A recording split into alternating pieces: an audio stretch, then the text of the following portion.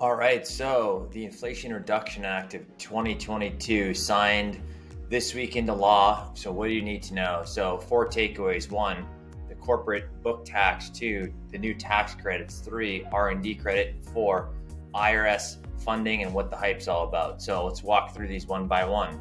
So first one, corporate book tax. So do you need to be concerned about this? Well, the answer is likely no, you do not. If you're watching this video, I highly doubt that you have a $1 billion profit. So that's what it applies to. It applies to large companies with $1 billion profit. General theme is that they're separating book and tax income, different accounting methods, etc. So it's going to affect really, really large taxpayers. The second part of that is the whole stock buyback thing. So generally, if a company's buying back stock, there might be tax benefits to doing that. They're going to change that and put an excise tax on it. That only applies to publicly traded companies. So if you're not publicly traded, it will not apply to you. How could it affect you? Well, the theory is that possibly, if these companies are going from paying a 0% effective tax rate to 15%, they may or may not increase pricing, trickle-down effect. That's for the economists to decide. Next one, energy tax credits. This applies to everybody. So if you're watching this video, it applies to you, every taxpayer. There's a bunch of them in here. There's dozens and dozens of them, but pointing out the best ones I think we can take advantage of. First, Section 25, non-business energy credits. This is a change to how it currently works. You can now get a $1,200 annual credit for energy efficient home insulation, windows, doors, things like that. $1,200 per year. They also expanded it to account for secondary residences. So not just your primary, your vacation home could count as well. So hold off on those projects until 1/1/23. Autos and vehicles, this one gets a lot of attention. So there's actually 3 tax credits created around hybrid and electric vehicles. You have 30D, 25E, and 45W. There are income limits. Married filing jointly, $300,000 limit. If you're under that, you're going to get a $7,500 tax credit for these clean vehicles. If you buy a used one, it's $4,000. Business owners, pay attention. You can get a business tax credit up to 30%, depending on how heavy the vehicle is, or $7,500 for a business clean vehicle that is purchased. Another interesting point, there's not a lot out on there in this yet. I haven't heard it anywhere, but the law does create a market for buying and selling the tax credit. So potentially, if you're a startup and you buy a clean energy vehicle and you can't use that tax credit because you have no income, you could sell that credit. Second, you could actually sell the credit to the car dealer for a discount on the purchase price. Again, kind of strange, no clue how that would work in reality. And then lastly, real estate investors or construction business owners, huge opportunity on real estate here. They've expanded certain tax credits and deductions for clean building, actually doubled them. So we're gonna have a lot more information on that. I think it's a massive opportunity.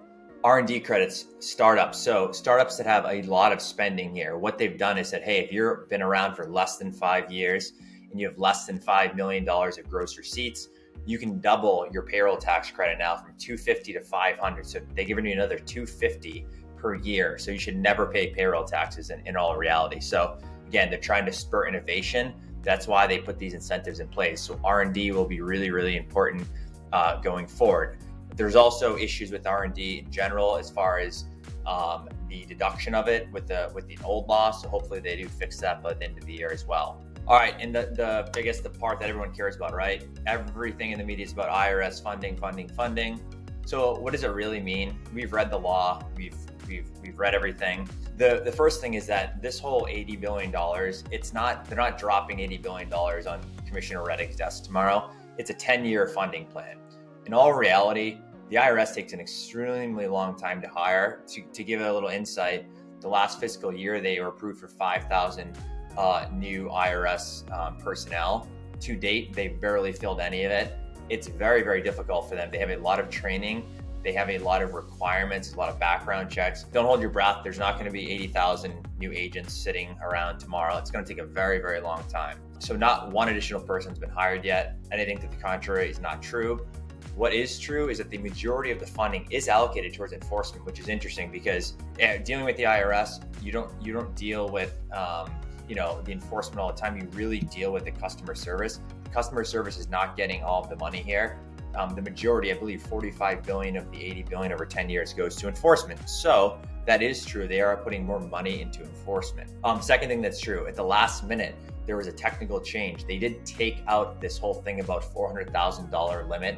So there's the whole thing, if you make over $400,000, your audit chances go up. If you make less, it goes down. They did take that out, I believe, because in reality, that whole threshold thing would never have worked. So that is not in the law. Janet Yellen, who is the Treasury, and the IRS has said that they're going to still live by that, but that's not in the law. So our opinion, best line of defense, documentation, documentation, documentation. We don't need to be scared about this kind of stuff. We just need to be aware and have your plan and have everything documented well. All right, lastly, what people care about strategy. So we're working hard here on strategy. We're going to be rolling out information to our clients in the coming weeks on strategy. I think that there's strategic opportunities everywhere. Again, our mindset, it's 777 pages of law. It's actually 777 pages of opportunity, in our opinion. Real estate, I think there's huge benefits here, really big benefits here, especially if you're building new or renovating. Small businesses, there's incentives everywhere. You gotta find them. Again, the whole theme here is gonna be green, clean. So that's where you're gonna wanna look, but I think there's a ton of strategy here. There is laws, there is compliance and enforcement, but there's a lot of strategy and opportunity here as well. So we're coming up with our ideas. We'll be rolling those out soon. But for now, this is what you need to know. Don't bother reading that 700 pages. We've done it. And if you have any questions, please reach out to us.